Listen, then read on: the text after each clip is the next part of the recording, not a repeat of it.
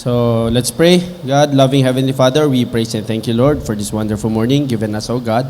Salamat, Panginoon, again, for this privilege that we could study your word. Salamat, Panginoon, for the presence of each and every one. We got here, Panginoon, safe and sound. We also thank you, Lord, for your presence in the midst of us, because we know that if there's two or more gathered in your name, you are in the midst of them, Panginoon. Maraming salamat. We pray for the Holy Spirit also, Panginoon, na continue to guide us, continue to give us the wisdom we need,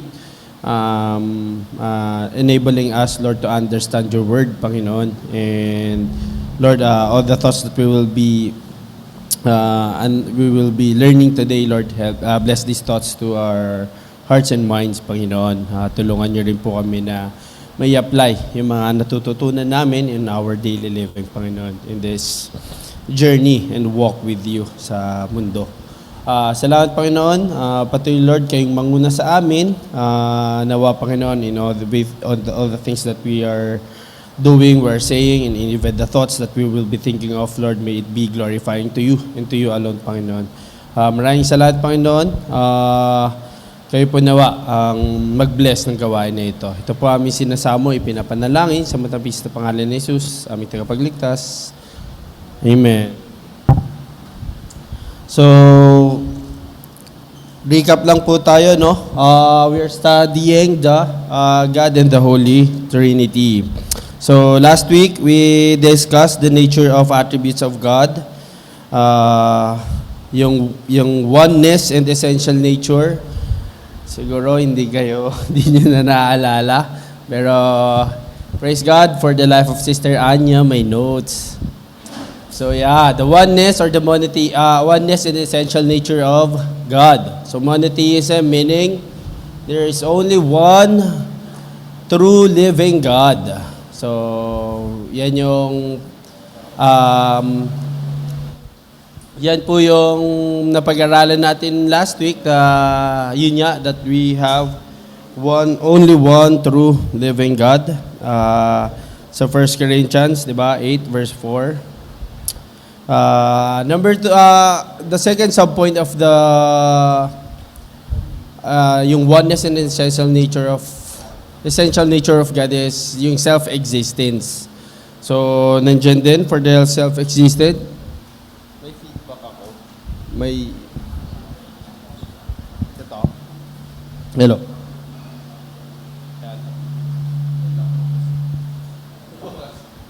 Bad ako.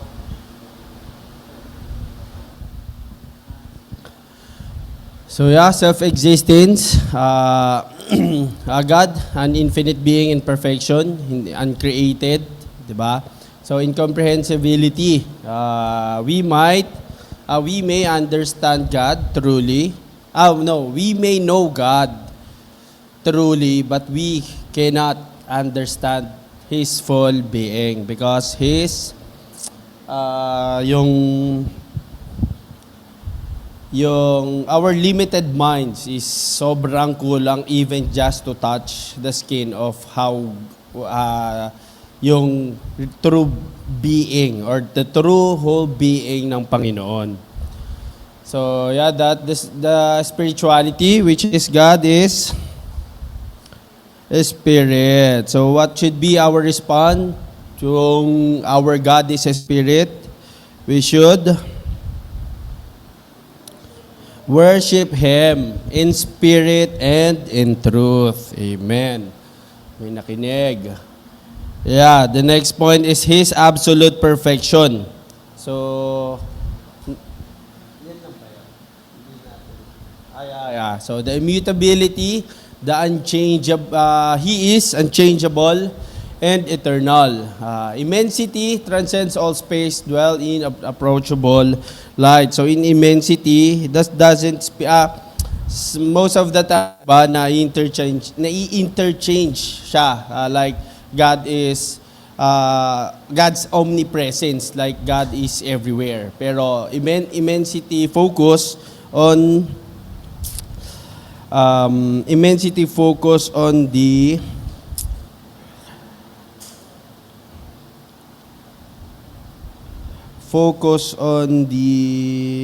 Wait lang po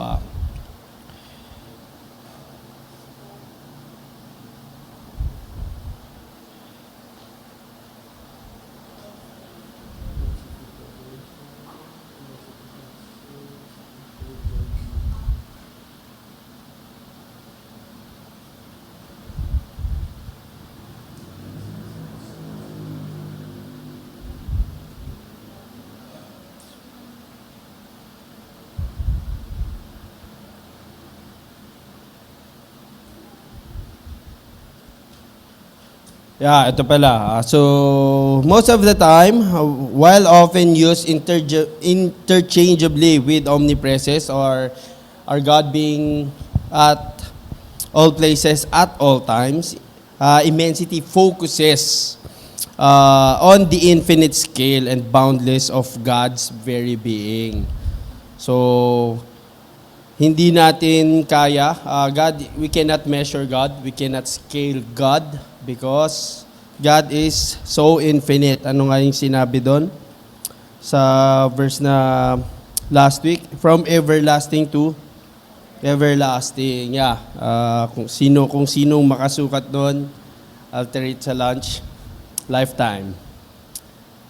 So, definitely, we should not forget this, that the holiness of God completely separates Him from His creation.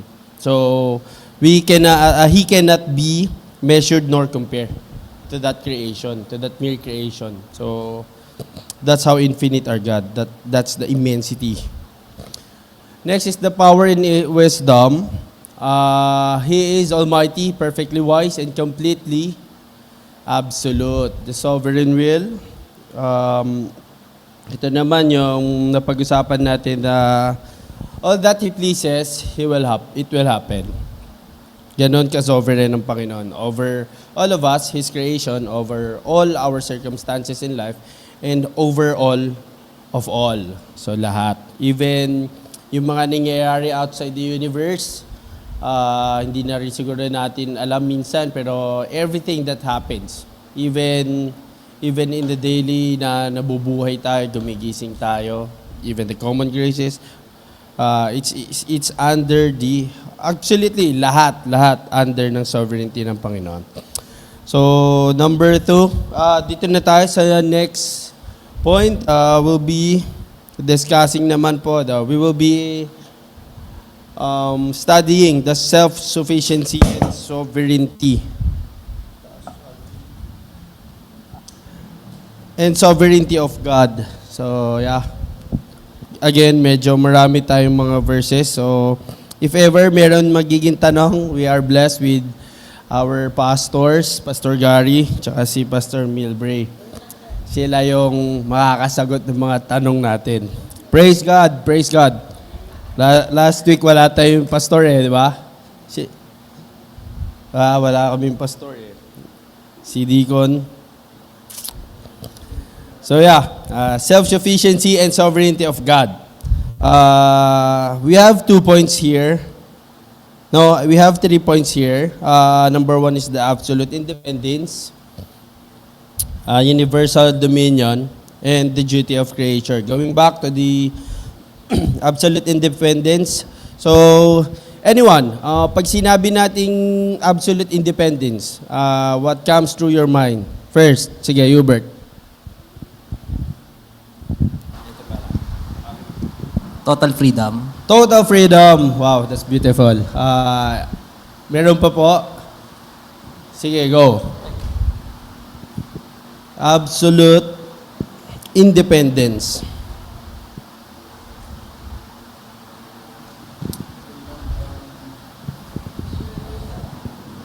Pastor, para fair with everybody. Yan. So meaning freedom from outside influence, walang nag-i-influence sa kanya mga ginagawa. Amen. Si teacher daw. Amen. Influence, outside the influence, complete freedom.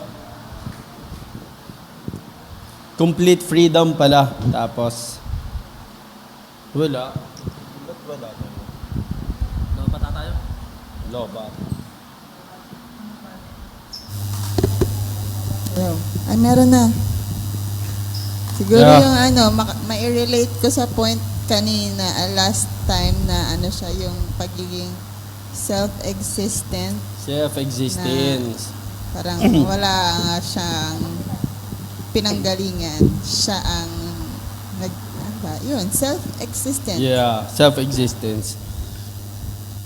So yeah, absolute independence, tama po yung mga sinabi natin. That is completely freedom, completely independent. Pastor, ano yung sinabi niyo po ulit? Free from outside influence. So, the absolute independence, maybe tama lahat yon mga sinabi natin. Siguro I would add lang yung, when you say absolute independence, you are not relying or you are not relying to anyone. So, you are completely independent. So, 2 subpoints, 3 subpoints. So, yung 3 subpoints is the all-sufficiency of God. Can we look on the John 5:26, please? Kung sinong makahanap, please rise. Meron, please, rin po, look on to Psalms 148, verse 13, and Psalms 119, verse 68.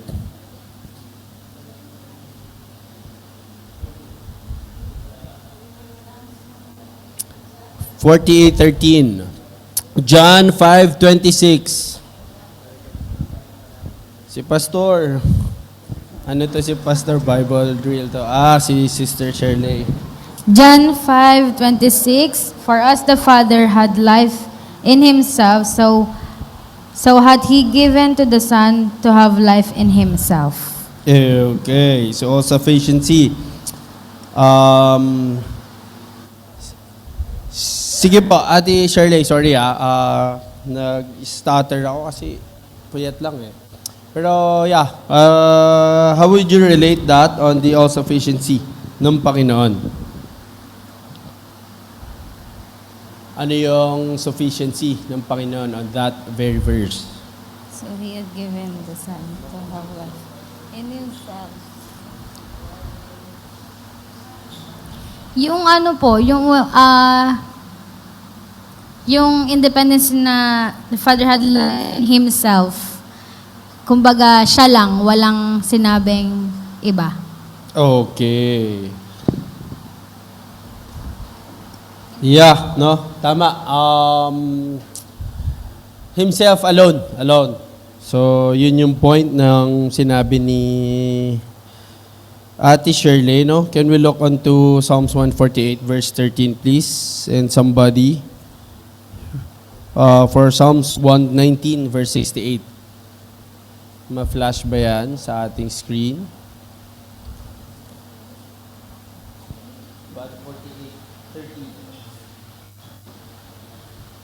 Psalms 148:13. Somebody read, please. Psalm 148, verse 13. Let him praise the name of the Lord, for his name alone is exalted. His glory is above the earth and heaven. Amen. So, the all-sufficiency of God is God possesses all life, glory, and goodness within Himself alone. Hindi, so, di ba, hindi nga siya, sabi nga ni Pastor Gary, free from influence of external influence. So, it is within Himself. So, tignan din natin yung Psalms 119 verse 68. You are good and do good. So, you are good and do good. Teach me your statutes. So, God is good and only do good. Walang nagsasabi na, Lord, gawa ka ng maganda or walang ganoon. So, all the goodness, all the glory, all the life is within Himself alone. So, any questions po? Ready sila pastors? If none, second some point, we have here is the lack of need. He does not require anything from his creatures nor derive glory from them. Job 22, verse 2 to 3. Job 22, verse 2 to 3. Can a man be profitable to God?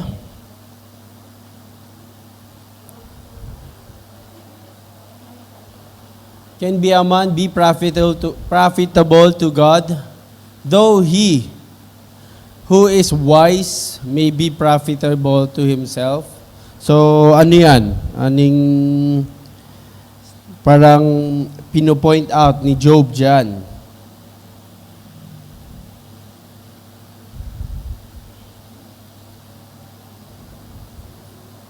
Si Job in there, kasi asking siya di ba? Is there a man? Para sabi, is there a man? Sige, tuloy pala natin, sorry. Verse 3, it is any pleasure to the Almighty that you are righteous, or it is gain to Him that you make your ways blameless. So Job is asking, di ba? Nagtinatanong niya kung parang would it be bring glory or can a man be profitable to God? Parang tinatanong niya dyan kung yun niya, is there any pleasure to Almighty that you are righteous? So God does not require anything from His creature, no derive glory from them. So if Job is asking kung meron ba if God take any pleasure, being righteous, di ba? Being wise and being good is our proper response to our salvation. Pero it is not hindi siya requirement, hindi siya nire-require ni Lord sa atin para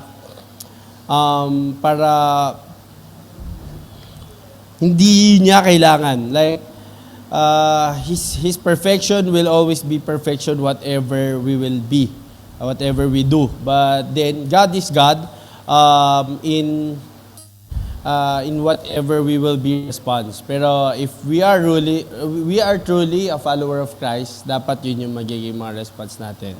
So being righteous, our walk with Christ. So, any question po sa lack of need ng Panginoon? Is there anybody that can tell na may kailangan ang Panginoon? Si Pastor Gary po.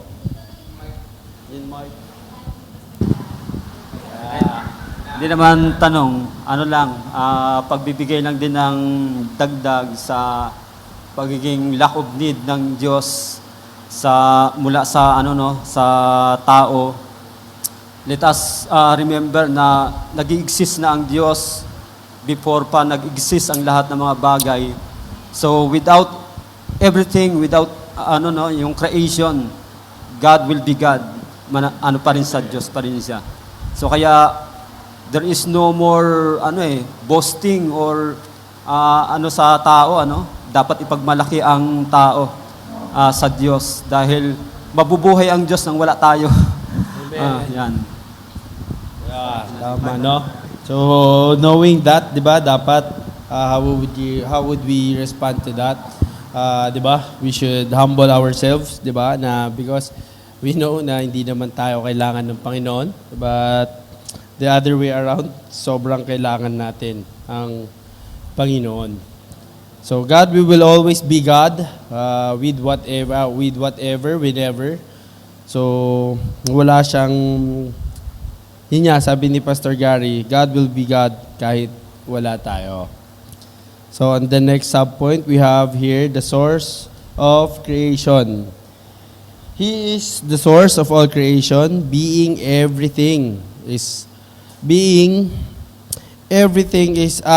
Romans 11 verses 34 to 36.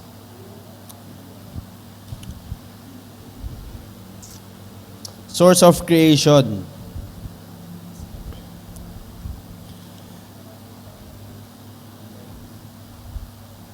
to 36, Romans. Romans. Yeah, go. Romans.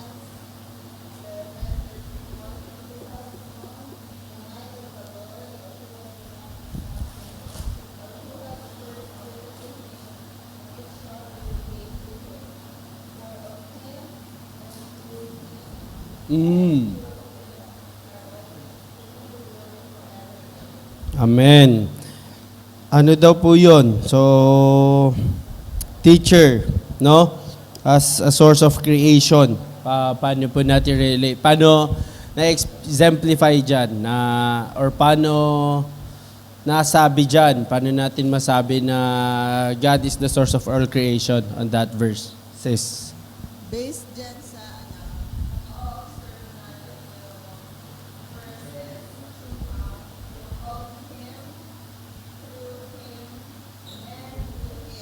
walang papunta sa atin. No, lahat papunta sa Panginoon. Amen. Ibig sabihin,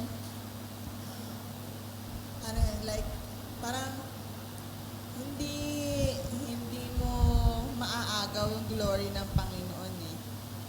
Like, parang yung mga gagawin mo ngayon, privilege mo lang yun. Kasi glory ng Amen. Panginoon. Yeah.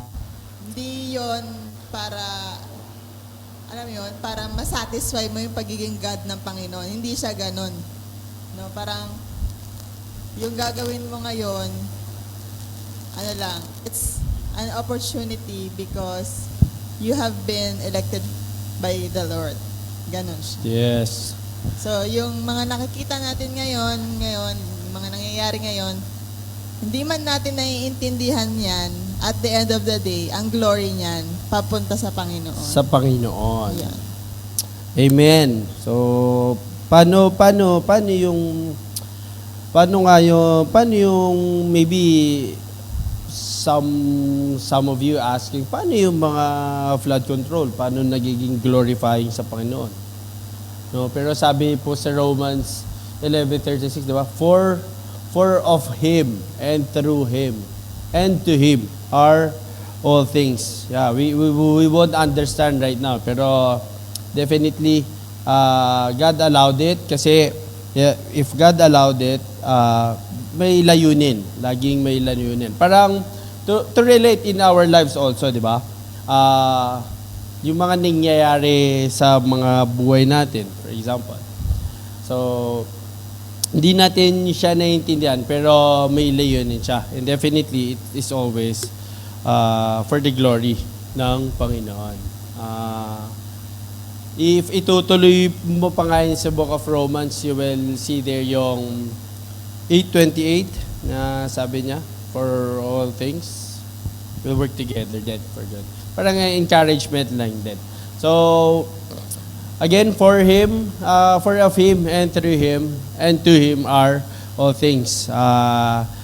We fully agree sa sinabi ni teacher na wala tayong magagawa to satisfy yung pagiging for God's being. Hindi, wala. All of these are our opportunity, a privilege lang, free will lang, but don't be mistaken, the privileges, the free will is still under sa biyaya ng Panginoon and sa sovereignty ng Panginoon. Anyone want to add po or question? That is the last sub-point of our first point.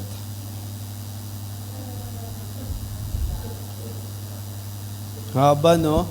Haba to eh. So, moving on the second point po, we have the universal dominion. Ano ba yon? Yung universal dominion? Sige nga, Chair. Ano ba yung universal dominion? Parang parang bus to eh. Alam ko bus to, dominion bus, di ba? Pero universal dominion, wala pa akong nakita. Siguro it speaks of the rule, yung gaano lawak yung ruling ng Panginoon. Amen. Yung dominion na tinutukoy dyan is, yun nga, yung power, authority, yung scope ng power, authority, sovereignty ng Panginoon. Yan.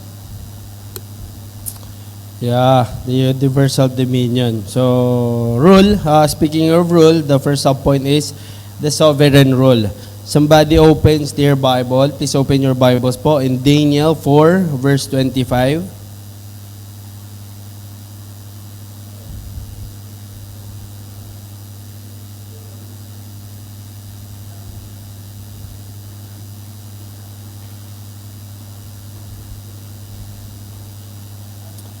Daniel 4:25.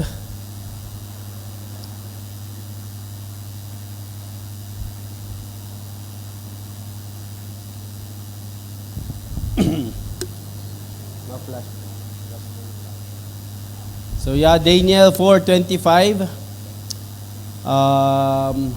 They shall derive you from men, your dwelling shall be with the beast to the field, and they shall make you eat grass like oxen. They shall wet you with the dew of the heavens, the dew of heaven, and 7 times shall pass over you. Till you know that the Most High rules in the kingdom of men and gives it to whomever He chooses. Sabi dyan, di ba? The Most High rule in the kingdom of men and give it to whomever He chooses. So, si Daniel said dyan na the Most High's only role. So, even in whomever He chooses to gives it, ang Panginoon ang may will noon. So, He has absolute authority over all creation to do as He pleases. So, the Most High rules in the kingdom, rules the kingdom of men. So, even the kingdom of men, parang yung the kingdom of David, diba? Is it King David who rules over his kingdom? Nasa ano pa rin siya? Nasa under the ruling ba, if I may say, ng Panginoon, si David. So, even sa pagbibigay ng ng role, bakit parang there are times siguro if we will look on to parang more specific on ourselves, bakit ako natatanong ko to do we all agree that yung parang parents natin, it is a God-given authority? Yeah, our parents are God-given authority. Pero there are times na tinatanong natin, di ba, bakit yung bakit yung anak ni ganito pwede siya tapos ako bawal? Di ba? There from that very little siguro yung doon makikita pa rin natin na our parents or our God-given authorities, God chooses them to rule over us, pero they are God-given authorities, and somehow there are rules na given sa kanila na parang hindi given sa ibang tao. But again, we believe na yung authority na yun is from God. So there are minsan talaga parang merong mga rules na parang personal or hindi siya pareho-pareho tayo. 'Di ba? Kasi it is from the Most High. He gave him to anybody when He will it, diba? So, any questions or additional on the first subpoint? Si Ate Lani Almais. Just an addition to Yeah, sa please. Daniel 4, verse 25. Ang background po kasi nito is King Nebuchadnezzar. Yeah. In all his greatness, he was thinking all-powerful siya. And untouchable kung saan. But then, makita natin yung comparison sa rule ng Panginoon with the rule of Nebuchadnezzar, that yung kanyang kayabangan na inano siya ng Panginoon. Ang sabi gano'n, you will dwell together with the beasts. Dumating si King Nebuchadnezzar dun sa point na para na siyang hayop. Dun siya, kumbaga, yung in all his greatness, kaya ang mga tao hindi dapat malunod sa kapangyarihan, because it is God who will give you the authority over a certain company, certain people, you will rule over, but the sovereignty of God's rule is absolute. Pwede kanyang alisin dyan anytime, and He is sovereign over all His creatures, notwithstanding kung king ka ba o ikaw ay all-powerful sa particular land na yun. Yeah, amen. Amen to that, Ate Lani. Very full of wisdom yun, no? Yes, that was totally correct. It is not parang may lang. Yun nga, it's not for us to boast kasi yung everything that we have, di ba, galing lang din sa Panginoon. To relate then with the churches, sa ating church, di ba, there is a God-given authority din. Kaya nga, hindi tayo, we can call pastors, di ba, we can call sa mga workers sa simbahan, but we believe na yung maglalagay ng pastor sa isang simbahan is God. Hindi kaya kung mapapansin din natin, we've been trying to call a lot din rin ng mga pastors, pero bakit parang yung mga napipili natin ay parang hindi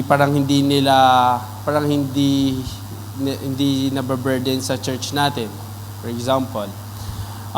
Because hindi yun yung ilalagay ng Panginoon as authority sa ating simbahan. And in everything, even sa labas, even in our government, di ba? We are having yung pagboboto-boto, pero whatever the result is, definitely it is God who put them to that position. Kahit anong gawin mong pagbibili ng boto, kahit anong gawin nating pagkakampanya, if God will not allow them to be on that position, won't happen. So thank you po, Ate Lani. On the next subpoints is the omniscience of God. Ayan. Sige po, Kuya Rico.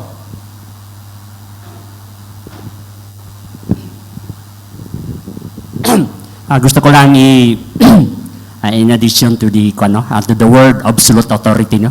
Absolute authority, meaning Jesus, our God, have the absolute power, authority of everything, no? So, klaro naman dyan. So, from the Bible, He has the authority of the Bible, authority of the world, lahat. In other words, we have power, no? Limited authority. The President of the Philippines has limited authority beyond the world. Hindi siya pwede na pakialaman niya ang Amerika, ang Japan. Si Trump, hindi rin niya pwede pakialaman ang Russia. So, as a human being, limited yung authority ng human being. So, it is the Lord only has the absolute authority sa lahat, especially the Bible. Thank you. Thank you so much for that, Kuya Rico. No? Yeah, the absolute authority belongs to the Lord lang. Ang ganda nun. Ang ganda din nung na even the president, no, parang highest living mammal na siya sa isang country, pero on the other country, wala siyang even yung parang maybe they would respect him lang kasi presidente siya ng ibang country, pero like yung the authority, wala talaga. Thank you so much for that, Kuya Rico. So, anything pa po you would like to add or you would like to ask?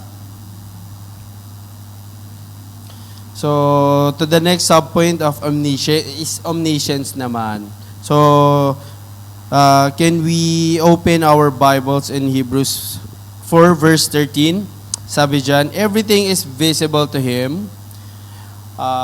Sorry, pa-open lang po muna. Omniscience of God means everything is visible to Him. His knowledge is infinite, infallible, and independent of created things. Nothing is uncertain to Him. Ano po sabi sa Hebrews?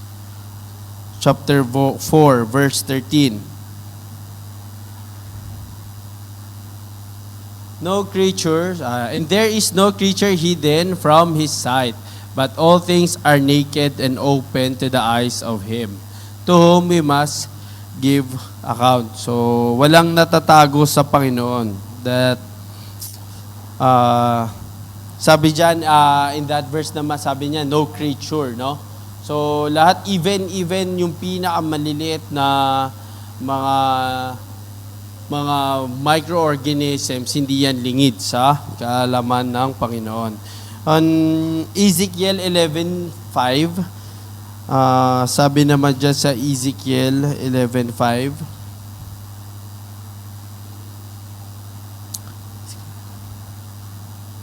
Ezekiel 11:5, then the Spirit of the Lord fell upon me and said to me, speak, thus saith the Lord. Thus you have said, O house of Israel, for I know the things that come into your mind. So, dito naman, like even yung mga things that comes to our mind, hindi hidden sa Panginoon. Alam niya, even yung, maybe tayo, ma-fulfill natin yung, for example ako, pwede ko sabihin na, I love you, brother. Di ba? Pero sa isip ko, hindi ganon. So, even pwede ko mapaniwala yung tao na isa sinasabi ko, but not God. So, our God is an all-knowing God na even yung mga bagay na nasa isip natin, He knows. And even yung mga bagay na nasa puso natin, He knows. Yan yung, ano lang yan, maliit na parang portion lang sa pagiging all-knowing ng Panginoon. So, on the next point po, holiness in action. So, Psalms 145, verse 17.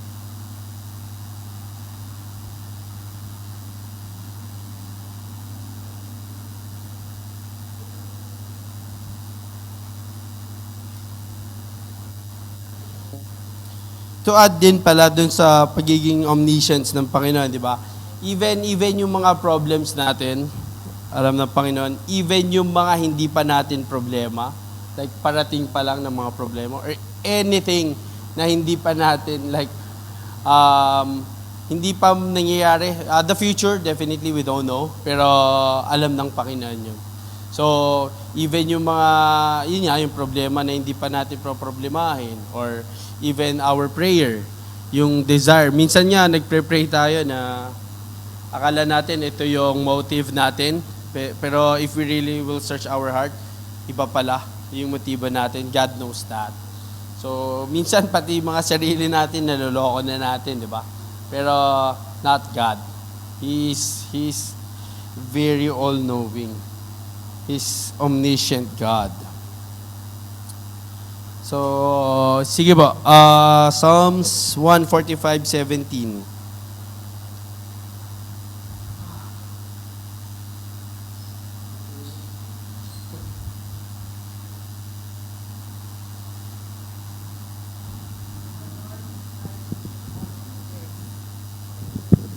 The Lord is righteous in all His ways and kind in all His works. Anong translation yan? ESV. Merong translation kasi na holy naman yung ginamit. He is holy. Check ko sa akin. Sa'yo, Anya. The Lord is righteous. King James. Okay.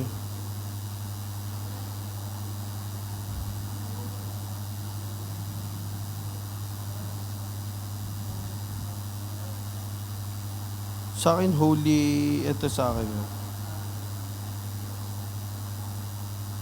He is holy in all His plan and works. Ano po yan? So, sabi dyan, Psalms 145:17, the Lord is righteous and in all His ways and holy in all His works. So, ano po ba yon, ma'am? Sa yung holiness in action.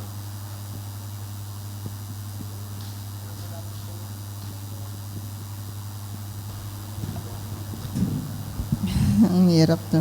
Siguro dito tinuturo ng Panginoon na the Lord is righteous in all His ways. Like, everything that He do is the right thing to do. Parang, and nire-reflect nun yung holiness ng Panginoon. Parang, ano ba? Ayun nga. Parang God always do the right thing. Okay. Ayun. So, Psalms 145:17, di ba? Sabi dyan, the Lord is righteous in all His ways and kind in all His works. Holy in all His works. So, He is holy. Wala na tayong, parang, He is holy. God is really holy. So, He is holy, not only in His being, pero in all His plans, in all His works, and even in all His commands. God is holy. That is a concrete fruit.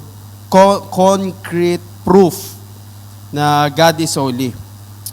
He is holy in all His plans, works, and in His commands. Meron po kayong ma-add, Pastor, sa holiness in action ng Panginoon.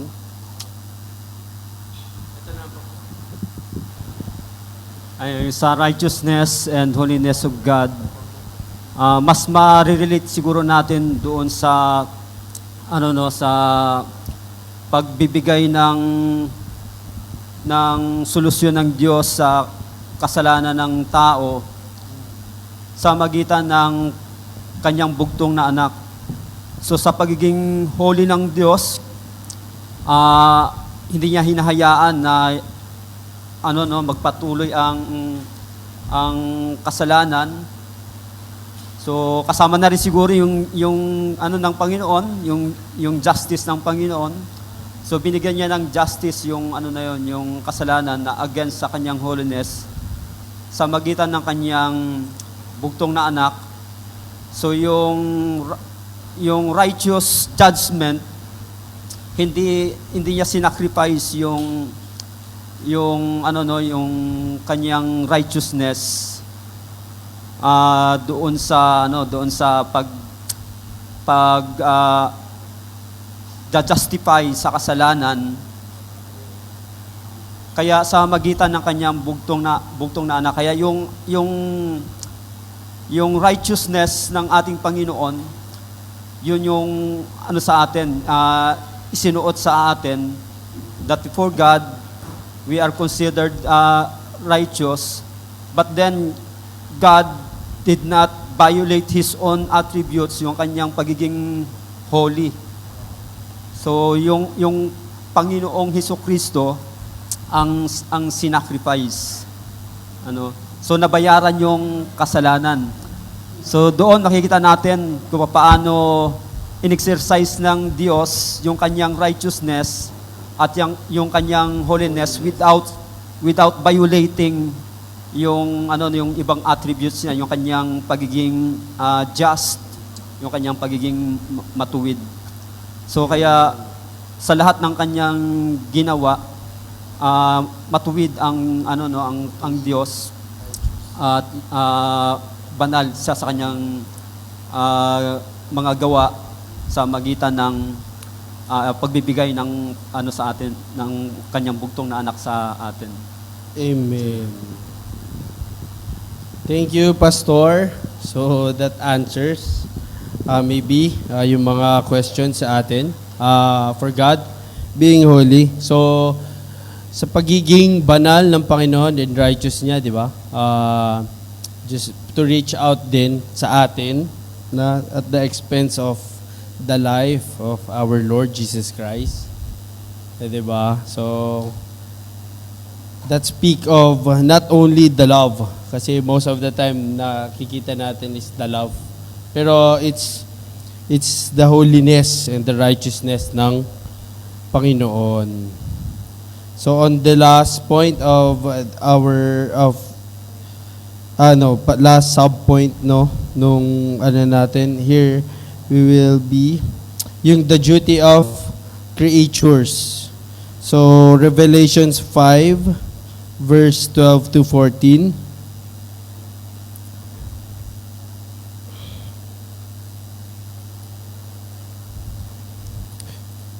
Yun po, knowing all those things na na-discuss natin, ano ba yung duty natin? Ano ba yung maging response natin?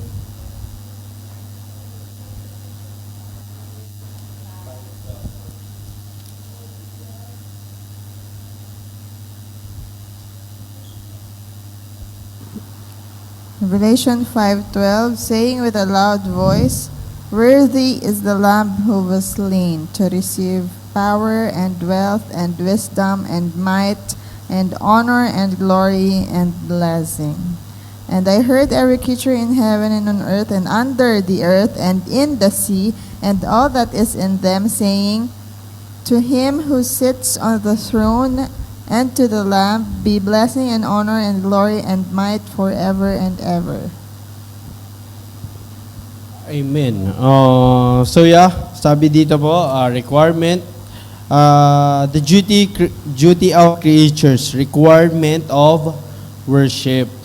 So angels and humans owe God all worship, service, and obedience as their Creator. So sabi nga dyan, worthy is the Lamb who was slain. Worthy. So as our response, di ba? We should worship God, di ba? We should give total worship, total service, total obedience sa Panginoon. Now, if hindi natin maiintindihan yung mga bagay na napag-usapan natin sa yung mga kung hindi natin maiintindihan yung nature and attributes of God, yung pagiging self-sufficient niya and yung pagiging sovereignty niya, di ba? Parang mahihirapan tayo na mahirapan tayo na sumunod. But because we know that, hindi siya dapat nilalaman lang. So there's a duty din, the requirement to worship. Worship, no? So yun po. And the last point ng ating Sunday school, the doctrine of the Trinity. Time na. Yeah, so pag-aaralan natin siya next week, the doctrine of Trinity. Sobrang haba yung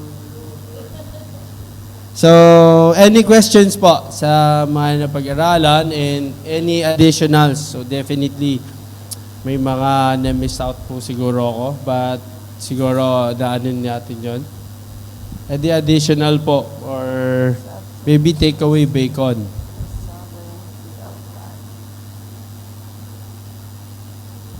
Or questions po? May mga questions po?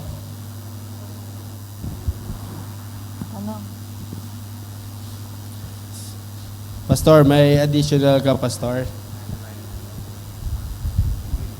Pastor Gary Pamela or si Brother Ira. Ano na ako siguro, magbibigay lang ng problem solving. Problem solving. Yan. So kasi kung napanood niyo yung isang atheist na na sinagot ni Gospel TV. Ang question niya, since na atheist siya, bakit daw kung omniscient ang Diyos, bakit niya pag ginawa ang tao, bakit niya pa nilagay ang tree, the fruit of the tree of the knowledge of good and evil.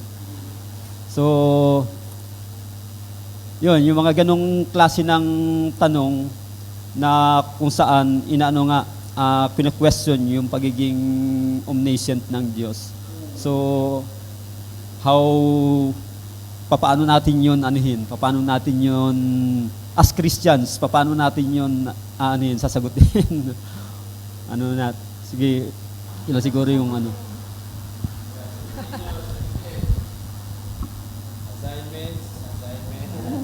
Assignment, Pastor. Sovereignty of God. Ayun nga. May sagot si Ate May yata. Si Ate May, may sagot siya. Si Ate May. Kaya bakit nga, no? Bakit? Paisip mo na pa.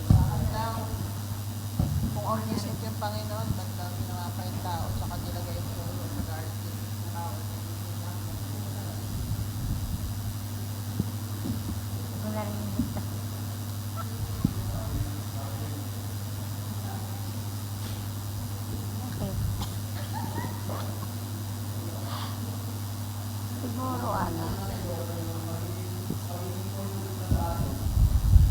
Talaga, let us not take lightly yung talaga, yung kahalagahan ng pag-aaral talaga ng salita ng Diyos, na maging yung dapat na natin, na mga pinapanood natin sa social media, instead na yung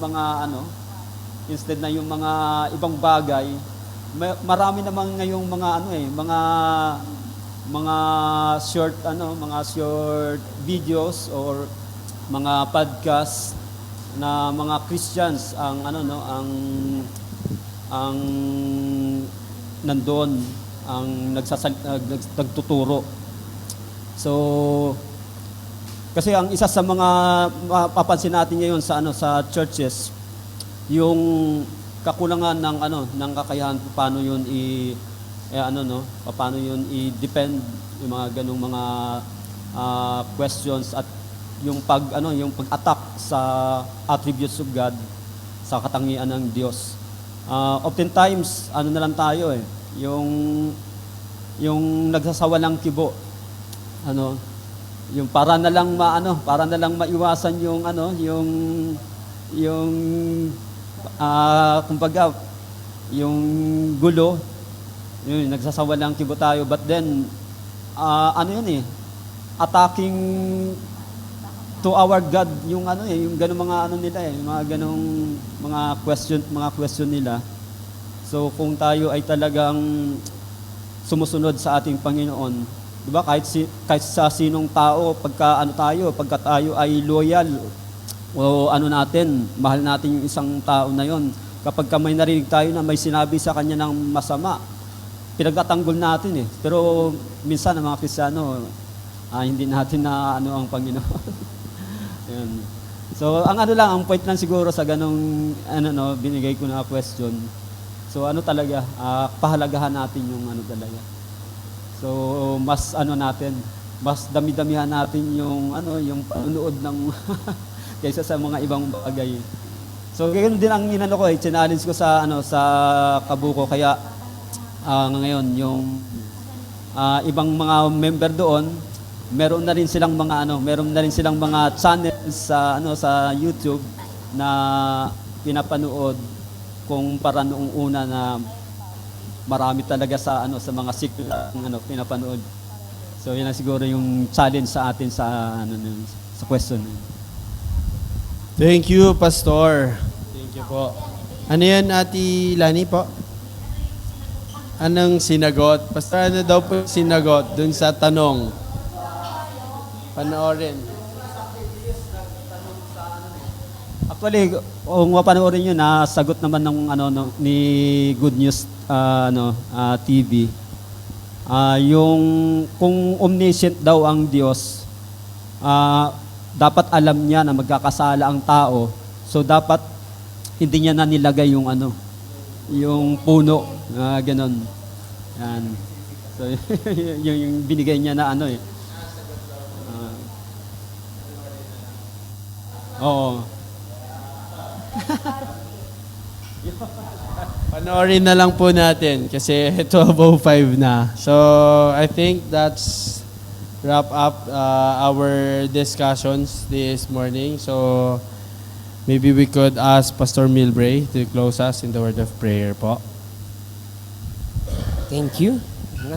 Sama na rin natin ang offer to our prayer for our Sunday school. Let's pray.